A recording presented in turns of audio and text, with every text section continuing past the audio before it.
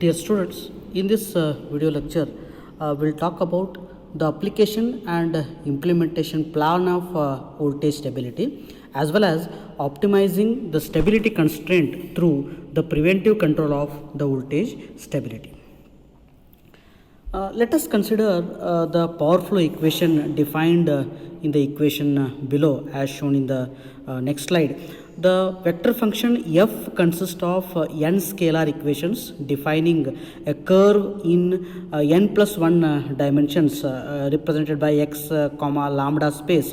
The continuation means tracing of this curve. So, for convenient graphical representation of the previous solution x lambda, we need a one-dimensional measure of x that is given here. The frequently used measures are x is equal to summation I to n xi square, which is the square of the Euclidean normal. Then x is the maximum of xi and x is the xk. So in case of the power system, generally we measure the third equation, that is x is equal to x of k. What happens is we have a type of critical solution for lambda is equal to lambda star, where for lambda greater than lambda star there are no solutions. For lambda less than lambda star, we have two solutions, that is high voltage solution and the low voltage solution. So when lambda approaches lambda star, that is lambda less than lambda star, both solutions will merge at that particular point. So this point is called as the Jacobian of the power flow solution is singular. So that is shown here, you can see here. So this in this particular graph, as it is indicated, we have a type of critical solution, that is lambda is equal to lambda star. Just now I explained about this. So here this point is xi and lambda I plus 1. This point is xi plus 1 bar and lambda I plus 1 bar, and this point is xi plus 1 and lambda I plus 1. So as I told in the previous lecture, the xi plus 1 and lambda I plus 1 bar, both are the predictor equations. These are the predictor equations. After taking the report of predictor equation, whatever the new equation you are going to arrive, that is the corrector equation. So the mathematical representation is shown here. When lambda approaches lambda star, both the solutions will merge at this particular point.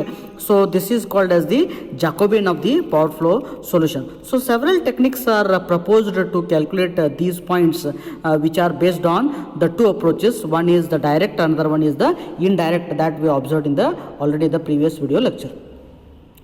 So let us consider the next point, that is optimizing the stability constraint through the preventive control of voltage stability. So the controllable reactive power sources generally include generators, shunt reactors, shunt capacitors and so on, the load tap changers of the transformer, OLTC, like that. The generators can generate or absorb the reactive power depending on the excitation. So when they overexcited, they supply the reactive power, and when they underexcited, they absorb the reactive power. This fundamental thing we know already. But the automatic voltage regulators of the generators can continuously adjust the excitations. So the most frequently used devices are the reactive power compensator controllers, RPCs, then static wear compensator, SVCs. Usually the reactive power controllers connects or disconnects the capacitor outages stages automatically by detecting the phase divergences between the fundamentals of the current and voltage. The measured divergence is again compared with the several segment set of phase divergence regions. So the reactor, shunt capacitors and OLTLCs are also traditionally switched on, switch off through circuit breakers or command from the operators. From the 1980s, advances in flexible AC transmission FACTS controllers in power system have led to their application to improve the voltage profiles of the power network.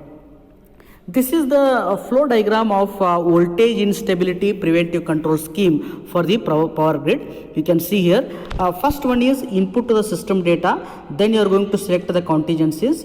After that you are going to solve the base case load flow equations. Then you are going to calculate the stability index. What is the stability index? It defines what is the level of the voltage collapse. Then after that, it will check the stability index, whether it is stability index is satisfied or not. If it is satisfied, then it will go for the check the stability index for other contingencies. If not, then it will model the sensitivity analysis, and it will give the critical states again back to the original old state. That is, once again it will calculate the stability index. If all are satisfied, stability index is satisfied, then it will check the stability index for other contingencies. The stability index for the other contingencies all are satisfied, then it will stop the algorithm, otherwise it will go for the next algorithm. This is what the voltage instability preventive control scheme which is proposed for the especially for the power grid. So for the transmission and distribution system to become more affordable, the reliable and sustainable, the grid needs to become smarter. So during the past few years, a considerable number of activities that we are going to carried out to achieve the smart power grid. The smart grid is